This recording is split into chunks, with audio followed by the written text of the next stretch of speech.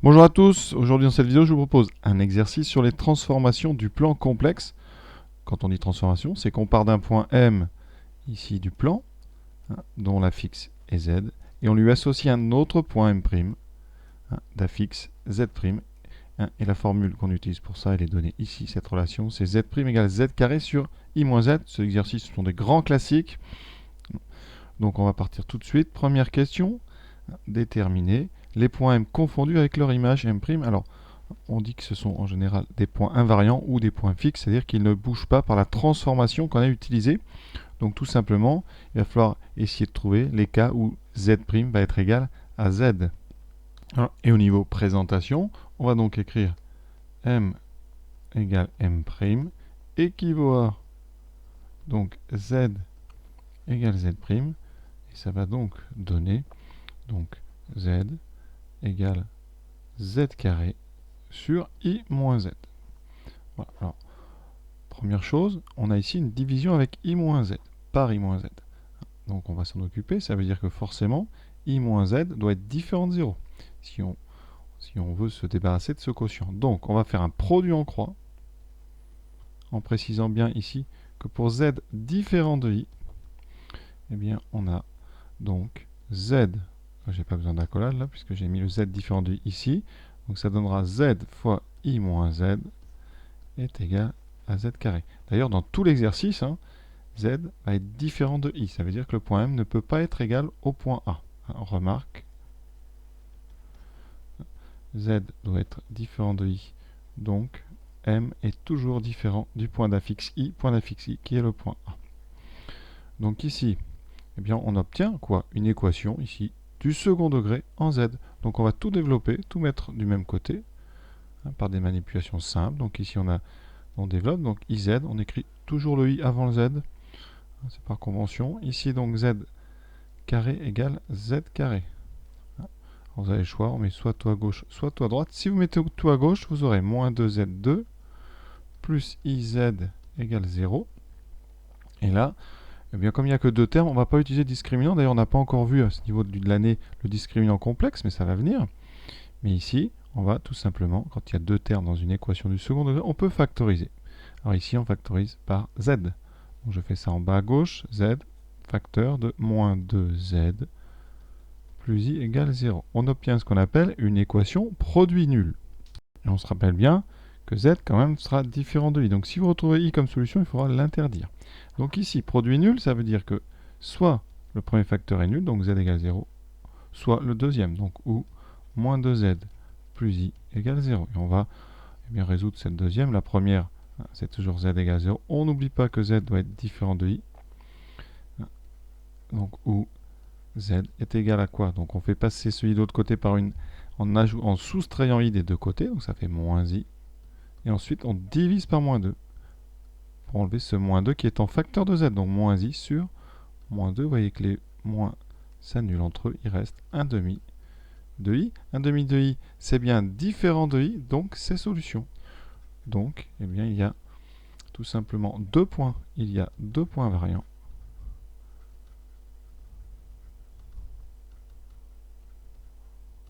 Voilà. Alors, Z égale 0, ça correspond à l'origine. Donc, on va dire l'origine du repère. Donc, l'origine, ici, dans le texte, c'est O. Et un deuxième point. Et un point. On l'appellera ici B. D'affixe 1 demi de I. Donc, voilà pour nos deux points invariants. Deuxième question. Cette deuxième question, c'est un grand classique. On vous demande d'exprimer la partie réelle de Z' en fonction des parties réelles de Z et de la partie imaginaire de Z, donc en fonction de X et Y. Donc pour ça, le départ est très simple, on remplace Z par X plus Y. Ici, X moins X plus Y. Ensuite, on va développer le numérateur et mettre le dénominateur tout d'abord sous sa forme dite algébrique. Donc en bas, on va écrire moins X et on va écrire plus I facteur de quoi? Donc ici facteur de 1.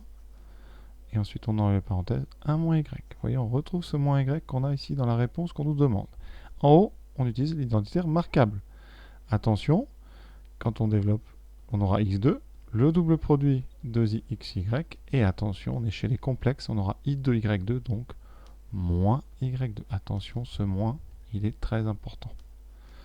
Ensuite, pour le dénominateur, on va multiplier en haut et en bas par le conjugué, c'est-à-dire par le moins x moins y. On met un moins devant la partie imaginaire. Et donc en haut, on multiplie exactement par la même chose. Il va nous rester à développer donc le dénominateur et le numérateur en utilisant évidemment la double distributivité. Alors le plus simple, c'est le dénominateur. Parce qu'on sait que a plus ib fois a moins ib, ça c'est quelque chose de capital, je crois, dans le cours. C'est a carré plus b carré. Ici, le petit a est joué par moins x, donc on va le mettre devant ce dénominateur. Donc moins x au carré, ça fera x2, et on aura 1 moins y au carré. Et là, on est sur la bonne piste, parce que regardez, ce qu'on vous propose de démontrer, c'est déjà le bon dénominateur. Il reste maintenant le numérateur à développer. Alors pour ça, on ne va pas tout faire. Pourquoi? Parce qu'on ne vous demande que la partie réelle. Donc on va recopier tout en mettant bien chacune des parenthèses sous sa forme algébrique. Donc la première parenthèse, c'est donc x2 moins y2 plus 2i xy. Et la deuxième parenthèse, on va mettre ça, donc moins x, moins i. Alors elle est déjà sous forme donc algébrique. Et nous, qu'est-ce qu'on veut? Ça c'est z'. On veut la partie réelle de z'. Alors la partie réelle, elle vient d'où? Bon, déjà, vous aurez ce coefficient devant, ça, il n'y a pas de doute. Et ensuite, on va regarder. Quand on fait un produit a plus ib fois c plus id, d'où vient la partie réelle? Quand on développe, vous aurez ac, vous aurez une deuxième partie ici réelle, le ib fois le id, c'est-à-dire moins bd. Parce que ib fois id, ça fait i carré bd, donc moins bd. Pour le reste, eh bien vous aurez ici un i avec bc plus ad. Mais ça ne nous intéresse pas dans l'exercice, puisque nous, on ne veut que x'. Et x', c'est tout simplement, évidemment, la partie réelle de z'. Donc, dans ce développement ici, eh bien, on ne va s'occuper que de donc, x2 moins y2 multiplié par x, et le deuxième, 2i xy, multiplié par moins i à moins y. Ça donne donc x2 moins y2 fois moins x.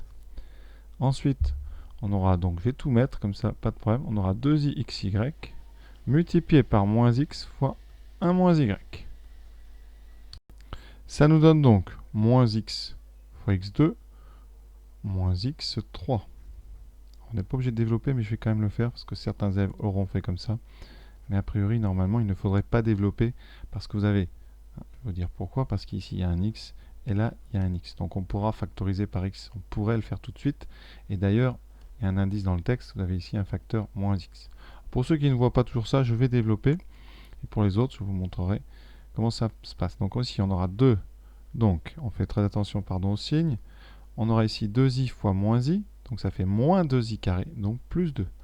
Plus 2xy fois 1 moins y. Voilà. Donc si vous voulez développer, on développe. Donc ça fait moins x3 plus y de x plus 2xy moins 2xy2. Voilà. Il ne reste plus qu'à factoriser. Alors c'est maladroit évidemment. Et donc après je referai un petit retour en arrière pour montrer comment on aurait pu faire directement. Donc qu'est-ce qu'il nous reste ici? Il nous reste à essayer de retrouver ce qu'on vous propose. Donc on factorise par moins x. Ça donne x2 moins y2. Ensuite on a 2xy. Donc ça fera moins 2y. Et ensuite on a plus 2y2. Et tout ça divisé toujours par ce dénominateur qui lui nous satisfait pleinement. Mais vous voyez qu'en développant, c'est pas le plus adroit. Et en haut, on a donc moins x. Ensuite, on a moins y2 plus 2y2. Donc, il nous reste x2 plus y2 moins 2y. Et le tour est joué. Donc, on a quand même réussi à montrer ce qu'on voulait. Voilà. Pour ceux qui n'avaient pas développé, je reviens un petit peu en arrière. Voilà. Et là, je factorise tout de suite par moins x. Donc, moins x multiplié donc par x2 moins y2, et ensuite ici je factorise par moins x, donc je prends le moins et le x, et j'obtiendrai donc 2i y fois i moins y. J'ai mis un 1 en trop, on va l'enlever. Voilà, facteur donc. Donc ce i, j'en ai un là, j'en ai un deuxième là, on va s'en occuper après. Voilà. Et ici, on ferme la parenthèse, il y a une parenthèse, ça fait beaucoup de parenthèses, mais on n'a pas le choix. Donc ça, c'est celle d'ici et là. Donc là, on va plutôt mettre des crochets. Les crochets servent justement dans ces moments-là. On continue. Voilà, donc ici, on a moins x. On a bien x2 moins y2. Par contre, ici, on a donc i carré. Donc on a moins 2y fois 1 moins y. Là, on n'a pas le choix, on va développer cette petite parenthèse. Et le tour est joué. Ici, donc, 1 sur x2, 1 moins x au carré. Vous avez moins x fois donc x2 moins y2 moins 2y plus 2y2 et on est retombé sur ce qu'on voulait. Donc c'est parfait, vous voyez les y2 ici vont s'annuler. Donc le tour est joué, on a bien démontré ce qu'on voulait. Parfait. En déduire l'ensemble des points M dont l'image est située sur l'axe des imaginaires purs. Donc, alors ici, ça veut dire que dans le texte, on nous dit que Z' donc appartient à l'axe des imaginaires purs, donc à ce qu'on appelle l'ensemble de IR. Donc ça équivaut évidemment à M' appartient à l'axe donc vertical, OY. Autrement dit, sa partie réelle est tout simplement nulle. Et sa partie réelle, ça tombe bien, donc partie réelle de Z', et donc c'est x' égale 0. Et comme on a x', ben ça tombe bien. Conséquence, on arrive à moins x fois x2 plus y2 moins 2y sur x2 plus 1 moins y au carré égale à 0. Or, eh bien on a dit depuis le début, m doit être différent de a. Donc, z est différent de i. Ce qui signifie que le couple xy, on a xy, pardon, on ne va pas écrire ça comme ça. Donc le couple xy est différent du couple 0, 1. Voilà pourquoi votre dénominateur ne s'annule pas. Conséquence, eh bien ça veut dire que ici, à condition d'avoir toujours en tête eh bien que m est différent du point A, on a uniquement le numérateur à conserver. Et donc là, vous avez un produit nul, encore une fois. Un produit nul, donc ça veut dire que soit moins x égale 0, donc x égale 0, soit notre parenthèse x2 plus y2 moins 2y est égal à 0. Alors, x égale 0, vous connaissez, c'est tout simplement l'axe vertical. Pour x2 plus y2 moins 2y, qu'est-ce que c'est ça? Eh bien, c'est une équation de cercle. Équation de cercle, alors, comment on traite ce genre d'équation? Et quel est le centre de ce cercle? Alors, ça pourrait être une équation de cercle vide. Donc, il faut quand même vérifier que c'est un vrai cercle avec un centre et un rayon positif. Donc là, eh bien, on va utiliser la forme canonique. Ici, vous avez une partie y2 moins 2y, qui est le début d'un carré bien connu, qui est le début de y moins 1 au carré. Par contre, vous avez ce troisième terme plus 1 qui n'y est plus, donc on fait moins 1. Ça, c'est très important à travailler. Donc, eh bien, ça veut dire que x2 plus y moins 1 au carré est égal à 1. Et ça, eh bien, comme 1, c'est le carré de 1, voilà, on a donc ici un cercle. Donc, cercle de centre. Donc, de coordonnées 0, 1, donc ça tombe bien, c'est de centre A, de coordonnées donc 0, 1, de rayon 1. Alors, puisque m doit être différent de A, ça tombe bien parce que eh bien, A n'est pas dans ce cercle, puisque c'est le centre. Donc ici, on va pouvoir conclure.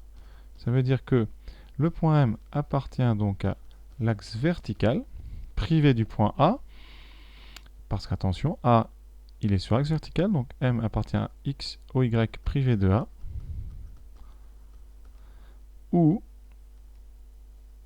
et je prends un petit peu de place, eh bien M appartient au cercle de centre A, on écrit donc CA, virgule de rayon 1.